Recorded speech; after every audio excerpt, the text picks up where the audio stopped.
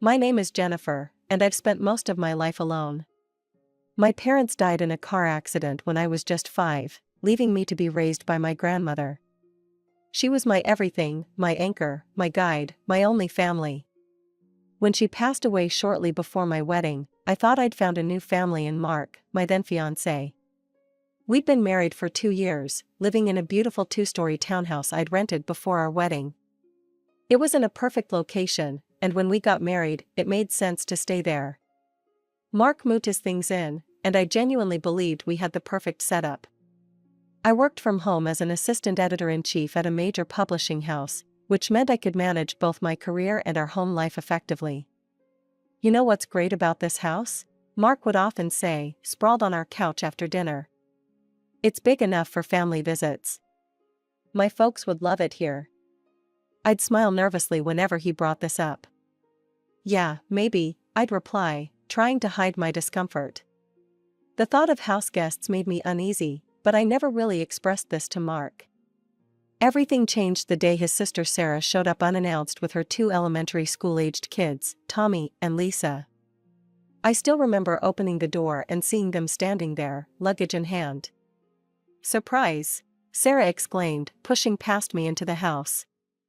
"The kids need some quality time with their uncle. You know, male influence and all that." I stood there, frozen, as her children, Tommy and Lisa, ran straight to our pristine living room with muddy shoes. Mark appeared behind me, beaming with joy. "Jen, isn't this great? The kids can stay in the guest room, and Sarah can take the office." "The office?" I stammered. "But that's where I work." "You can work anywhere, honey," he said, already carrying their bags upstairs. "It's just for the school holidays." That first night, as I lay awake listening to the chaos downstairs, Sarah's kids fighting over the TV remote, Sarah complaining about the dinner I'd made, I had no idea this was just the beginning. I couldn't have known that this moment would set in motion a series of events that would completely unravel my marriage. The next few weeks were absolute hell. Sarah's kids were completely out of control. I'd never seen children behave this way before, and I'd edited plenty of young adult books about troubled teens. "Hey, stupid lady," Tommy would yell at me across the breakfast table, his hands covered in what I hoped was just mud. "I want pancakes." "Tommy," I'd try to reason with him, "first, please wash your hands, and second, my name is Jennifer or Aunt Jen." "Whatever, dummy," Lisa would chime in, deliberately spilling her orange juice on the floor. "Mom says we don't have to listen to you because you're not really family." I'd look at Sarah, expecting her to correct them, but she'd just sit there scrolling through her phone, occasionally glancing up to say things like, "Kids will be kids," or "They're just expressing themselves." One particularly trying morning, I was trying to meet a crucial deadline for work when Sarah barged into my makeshift workspace in the living room. "The kids need lunch," she announced, as if I was her personal chef. "Something organic and sugar-free. Maybe some hand-pressed juice and gluten-free sandwiches?" "Sarah, I have a really important deadline," I started. "Oh please," she interrupted, rolling her eyes. "You just sit at home all day typing. That's not real work." Unlike being a mother. The days blurred together in an endless cycle of cooking, cleaning, and trying to salvage my work responsibilities. The kids would trash their rooms daily, wipe their dirty hands on the walls, and throw food during meals. The worst part? Mark seemed completely blind to it all. Finally, after what felt like an eternity, the school holidays ended. The morning Sarah and the kids left, I took Mark aside for a serious conversation.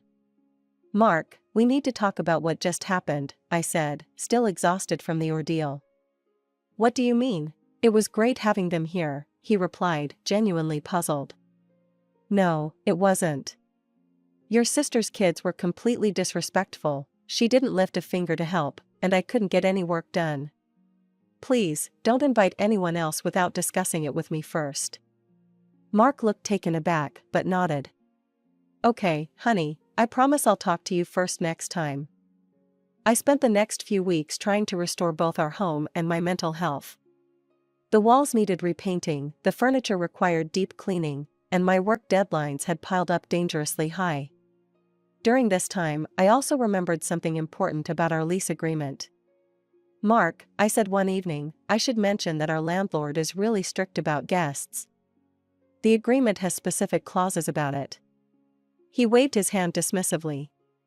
"Don't worry about that. Actually, why don't we just put the lease in my name? That way, you won't have to stress about it anymore." We transferred the lease to his name the next day, though I continued to pay the rent from my account as usual. 6 months passed, and life had finally returned to normal. Or so I thought. I was catching up on work one Tuesday morning when I heard Mark's excited voice from the kitchen. "Of course you can stay with us, Mom. We have plenty of room. You and Dad can take the master bedroom. We'll move downstairs to the guest room." My stomach dropped. I rushed to the kitchen just in time to hear his mother saying something about sewage repairs and water being cut off at their house. "Mark," I whispered urgently, tugging at his sleeve. "Can we talk about this first?" He covered the phone with his hand. "Mom and Dad need a place to stay while their plumbing gets fixed." "What's there to talk about?" That evening, we had our first real fight in months. "You promised me, Mark. You promised we'd discuss these things together." "What do you want me to do, Jen?" he snapped. "They're my parents. I can't leave them without running water. Stop being so selfish." The next morning, my in-laws arrived with enough luggage to survive an apocalypse. Within hours, my mother-in-law, Linda, had rearranged my kitchen cabinets, criticized my choice of cleaning products, and commented on the layer of dust on the windowsills. "Jennifer, dear," she called from the living room, where she was directing her husband Bob about furniture placement. "When you're done with whatever it is you do on that computer, we'll need dinner. Something substantial, not those silly salads you make." I gritted my teeth. "Linda, I'm actually working right now. I have a deadline."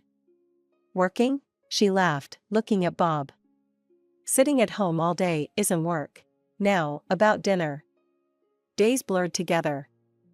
I'd try to write emails while Linda stood over my shoulder, commenting on my posture. I'd be editing manuscripts while she demanded I do the laundry properly. Apparently, I'd been folding sheets wrong my entire adult life. "Mark," I pleaded one evening, "I need help.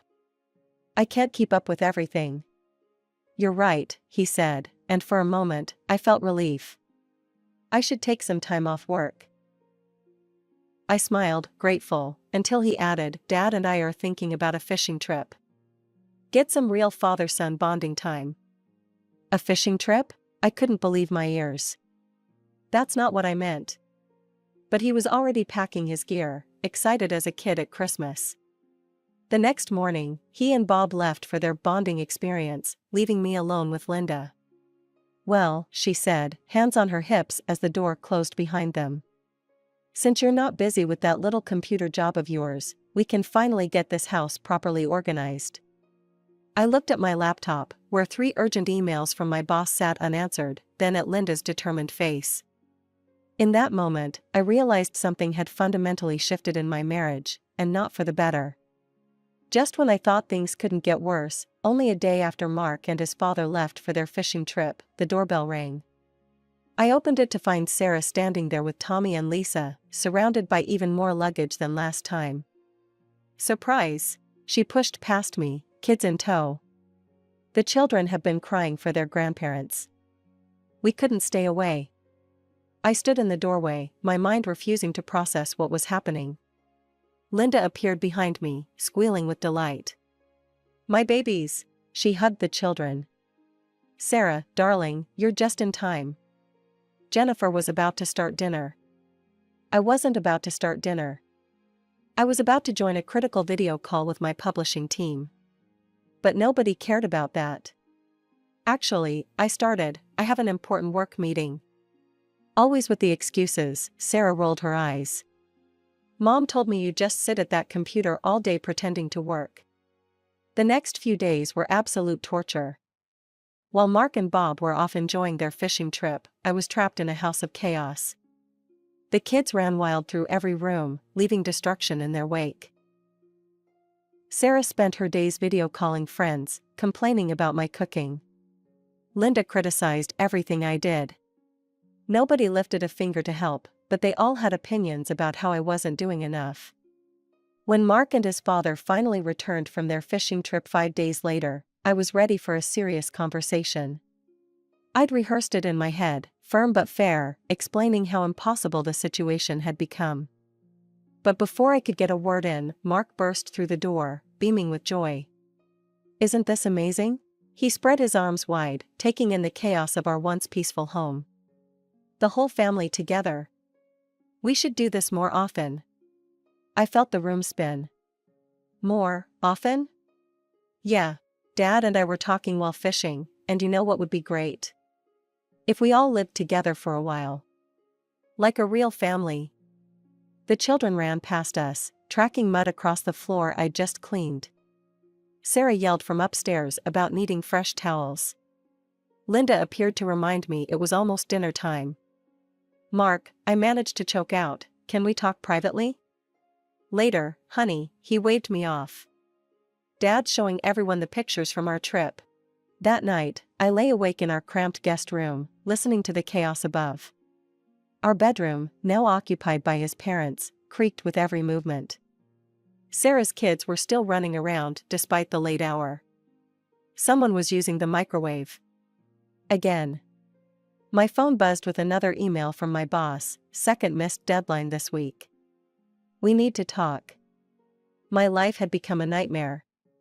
I was surrounded by strangers who treated me like their personal maid, children who destroyed everything they touched, and a husband who couldn't, or wouldn't, see what was happening. The next morning, I woke up early, determined to get some work done before everyone else got up. I'd started barricading myself in the home office, my last sanctuary in this chaos. But when I opened the door, my heart sank. Sarah was sitting at my desk, my laptop open in front of her, while Tommy and Lisa sprawled on the floor surrounded by construction paper, glue, and what looked like half the garden's worth of dirt. "Oh good, you're up." Sarah didn't even look at me. "The kids have a school project due tomorrow. We're using your laptop for research." "That's my work laptop," I said, trying to keep my voice steady. "I have deadlines." "Don't be so selfish," Sarah cut me off. "This is for their education. You can do your little typing job later." I found Mark in the kitchen, grabbing his briefcase for work. "Mark, they've taken over my office. They're using my laptop.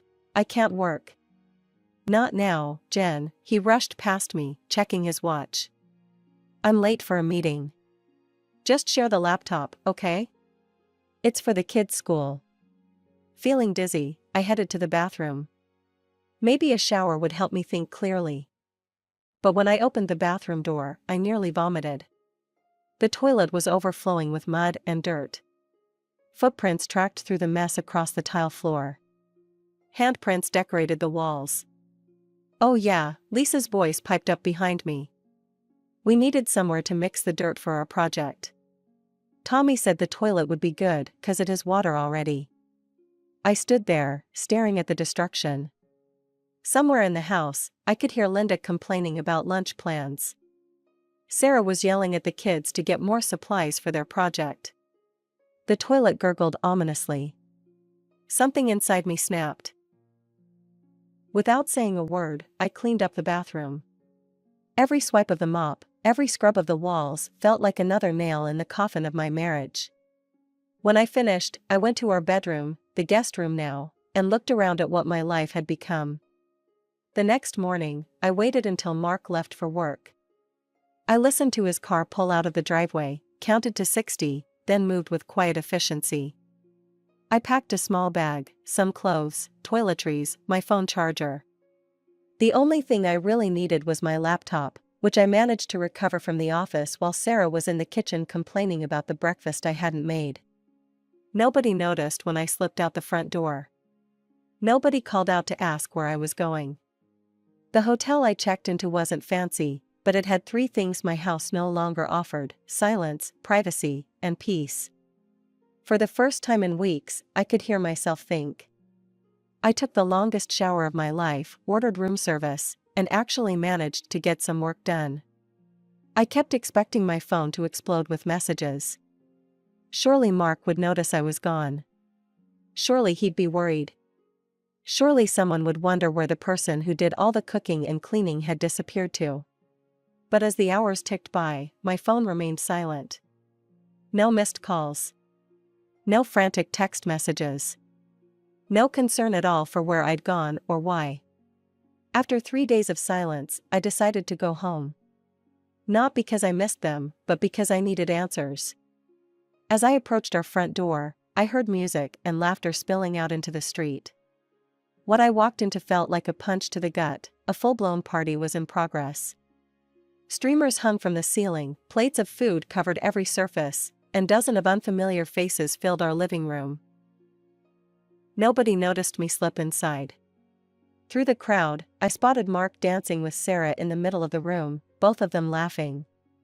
More relatives I'd never met were sprawled across our furniture, drinking and chatting as if they owned the place. I moved through the party like a ghost until I found myself near the kitchen. That's when I heard them. And the best part is, my mother-in-law was saying to a woman I didn't recognize, we didn't have to spend a dime on hotels or restaurants. No repairs needed at our house at all, we just needed a change of scenery. The woman chuckled. Clever. And you got a free housewife out of the deal too. Yes, that Jennifer, Linda's voice dripped with contempt.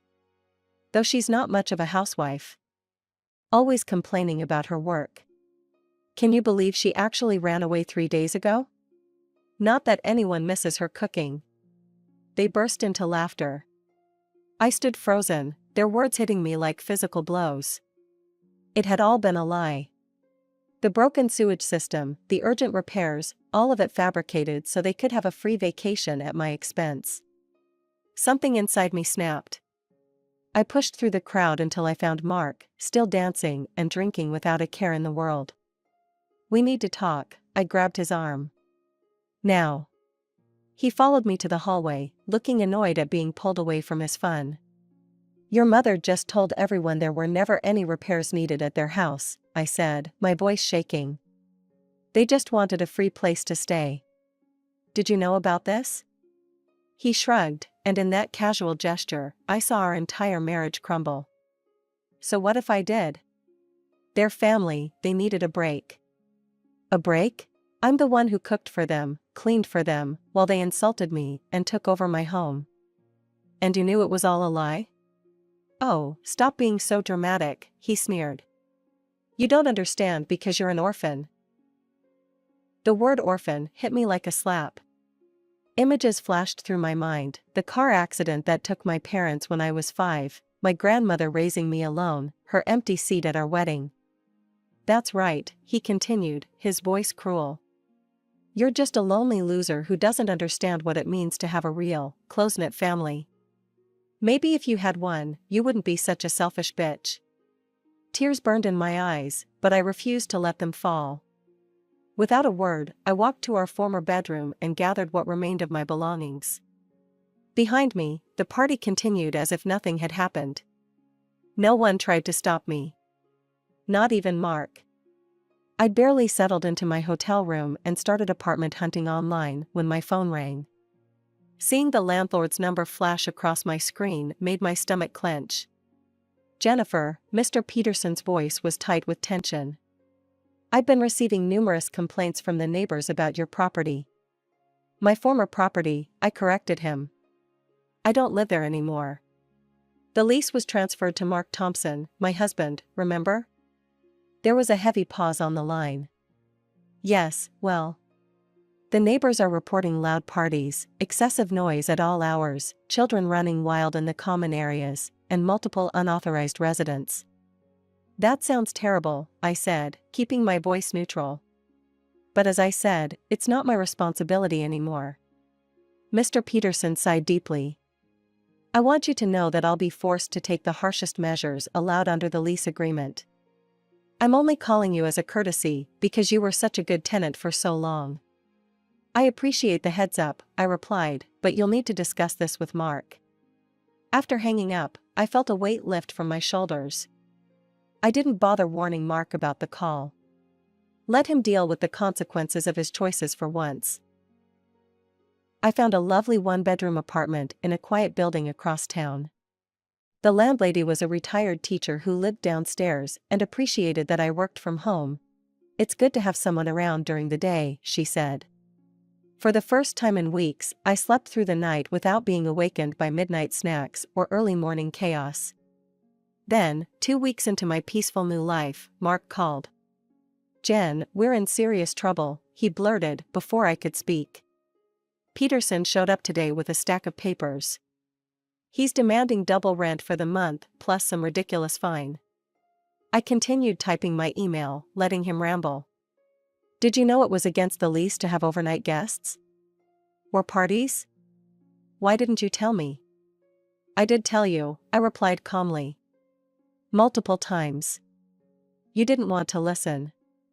"Well, I didn't read the whole thing when we transferred it," he admitted. "Look, can you talk to Peterson? He liked you. Maybe you can explain." "Explain what?" I cut him off. "That you moved your entire extended family into a rental property without permission? That you've been hosting parties and disturbing the neighbors? That you ignored every warning I gave you about the lease agreement? The neighbors called the police last night," he continued desperately. "Mom and Dad got fined for noise violations. Sarah's kids were running through the building at midnight and someone complained. We need your help, Jen. You know how to handle these things." I thought about all the times I'd handled things for them. All the times I'd cleaned up their messes, literal and figurative.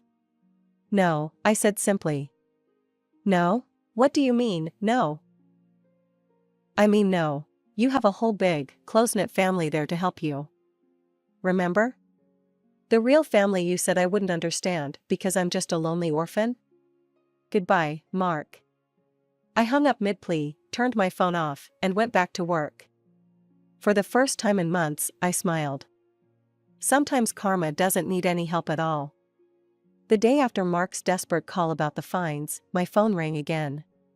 His name flashed on the screen, and I almost didn't answer. But something told me I should hear whatever he had to say. "They're gone," he said without preamble. "Mom, Dad, Sarah, the kids, they all left.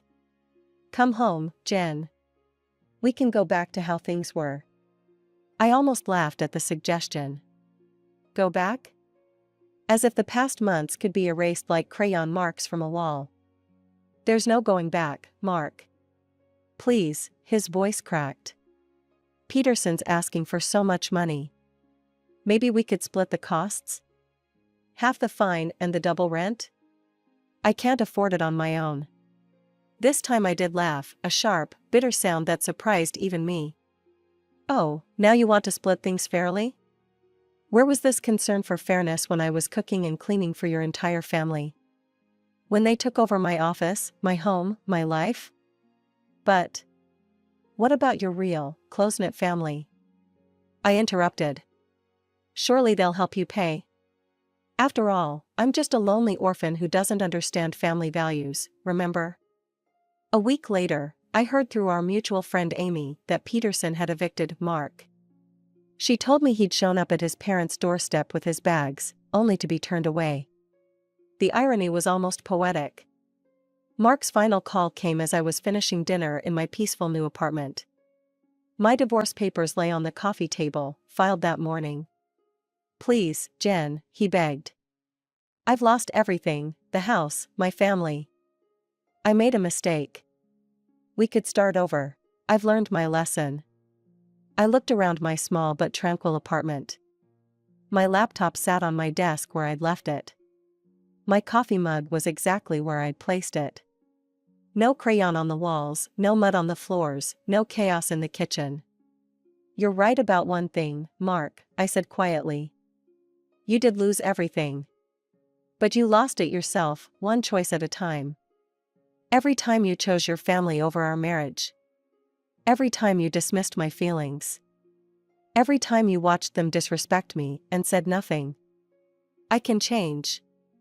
I've already filed for divorce, I cut him off. And no, this isn't up for discussion. You showed me exactly who you are and what I mean to you. Consider it a gift, now I'll never waste another moment wondering. I hung up and blocked his number. Outside my window, the sun was setting, painting the sky in brilliant oranges and pinks. On my desk, a fresh manuscript waited for my attention. My phone remained blessedly silent. Sometimes, I think about what my grandmother would say if she could see me now. She always told me that family isn't about blood, it's about love, respect, and loyalty. She was right, of course. She usually was. I might be an orphan, as Mark so cruelly pointed out, but I finally understood something important: being alone isn't the same as being lonely. And sometimes, the family you're born with or marry into isn't the family you deserve. Sometimes, you have to save yourself. And that's exactly what I did.